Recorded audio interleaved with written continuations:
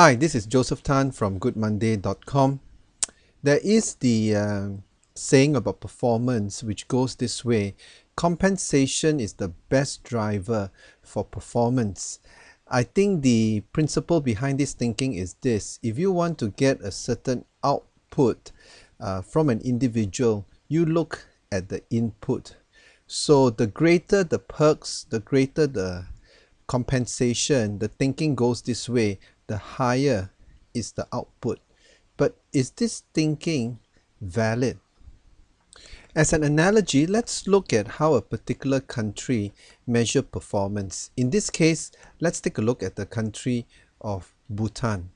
Quite interestingly, the country of Bhutan, uh, in addition to measuring their performance using gross domestic product, they actually have instituted a nationwide index called the Gross National Happiness Index, GNH for short. Now, this is an interesting measurement of well-being and performance. It's interesting that Bhutan doesn't look at just the bottom line, that is the productive output, but they look at the state of the people that is giving the output, and they define how that particular state is doing by the GNH measurement, the Gross National Happiness Index. And they look at 9 measurements such as psychological well-being, health, how the citizens use their time, education, cultural diversity, good governance, community vitality, ecological diversity, and living standards. Why, you may ask, are we looking at the concept of happiness? The reason is happiness results in sustainable performance. It's true that compensation can give the performance output that a manager or a leader desire, but unless there is a level of happiness among the employees, then performance cannot be sustainable. So it is just not a matter of input that we are looking at. We must also be equally concerned about the internal state of our employees. That is, are they happy? Because happiness is a key driver for sustainable performance. Bhutan realizes it as a nation, but do you realize it as a leader or a manager in the organization? Do you know that heart attacks are more likely to occur on a Monday? This suggests there is a rough transition for most people from the weekend to the weekday. From Sunday to Monday, there is a rough transition which a person goes through. That's why most of the heart attack happens on Monday. What can we derive from all this? It shows there is a major disturbance in the happiness level of an employee when they move from a Sunday into a Monday, from a state of bliss into a burst of pressure and heartaches that happen at the first work day of the week. To further validate this, a study was done with 3,000 workers in Sweden, and these workers consider their managers to be incompetent. You know what the results of this study shows? It shows that those who fall within this category, i.e., they assume or they feel that their managers are incompetent, they actually have a 24% higher risk of a serious heart problem. And for those who have worked with the manager for more than 4 years, the risk was 39% higher. So that means if you have been working under a difficult boss for more than 4 years, be very careful, especially on Monday. Be very careful. There are 3 types of employees which give you 3 types of performance. The first type of employee is the one who is engaged. The engaged employee work with a sense of passion and they feel connected with the company. And because of that, they drive productivity and innovation forward because they are actively engaged. The second type of employees are those who are not engaged.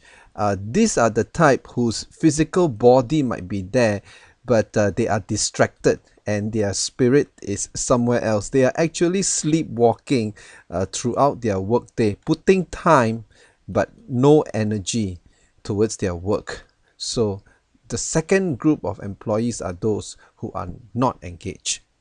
Thirdly, you have those who are actively disengaged. This group of employees are not only distracted and don't stay focused on their job, but they go around spreading the unhappiness.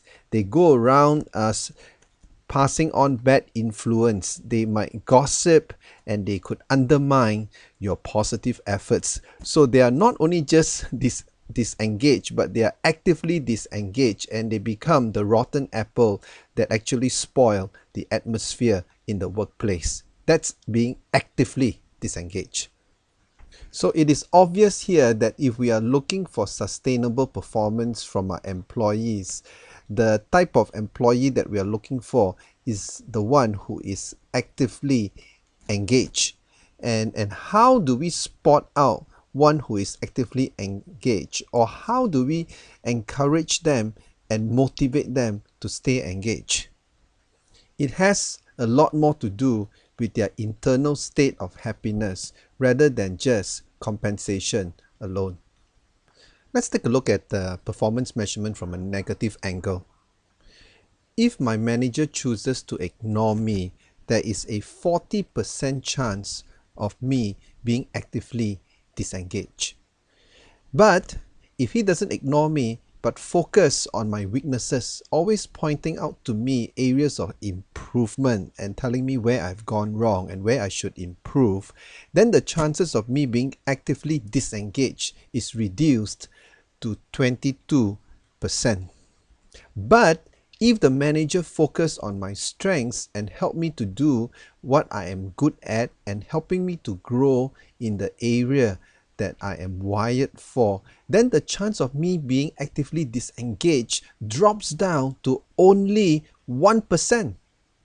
So the data is clear. My level of happiness of being actively engaged in my work actually depends on a manager who knows me well enough. And not only just knows me well enough, he knows what I am good at. He knows my area of strengths and he helped me to grow in these areas. So a manager who knows me well enough, who knows what I'm good at, and who gives me positive feedback to grow, this greatly increases my engagement process, my state of engagement, and I will be a happier employee and my performance will be more sustainable. Make sense? I think so. So, is compensation the best driver for performance? Well, this may motivate some spurts of performance, but it will not be sustainable because the best driver for performance is the driver himself or herself, and this is you, the manager. The way the manager shows a genuine interest in the talents of the employees, the way the manager coaches and mentor the employees, giving individual attention to the crew, that is the best driver for performance. But unfortunately, most managers right now outsource this responsibility to HR and to the training department. Now that actually demotivates your employee, because the one that drives for performance is not HR or training, it is you. You, by focusing on them and giving them the type of feedback that they need, actually improve the engagement process. And when the employees are more actively engaged, then there will be sustainable performance. The best driver is you. Think about it.